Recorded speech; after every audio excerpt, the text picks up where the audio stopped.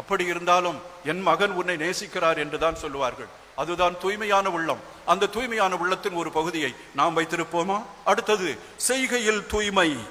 அடுத்தவர் மீது அக்கறை கொள்ள வேண்டும், அடுத்தவரை நேசிக்க வேண்டும்.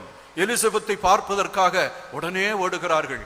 அந்த தாய்க்கு அவர்கள் உளமாற பணி செய்கிறார்கள். அந்த தாய் என்ன சொல்லுகிறார்கள் தெரியுமா?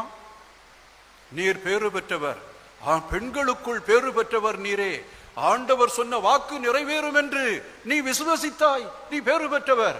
பணி செய்ய போன இந்த அம்மாவுக்கு கிடைக்கின்ற அந்த புகழுரை இந்த உலகத்தில் யாருக்குமே கிடைக்காது.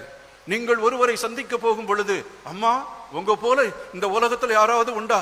நீங்க தெய்வமாக நான் பார்க்கிறேன், எனக்கு உதவி செய்யுங்க, என் குழந்தைகளை படிக்க வைக்கிறதுக்கு உதவி செய்யுங்க அப்படின்னு சொல்லி 4 பேர் நம்மை புகழ்ந்தால் அதை விட மிக மேலான பேர் என்ன?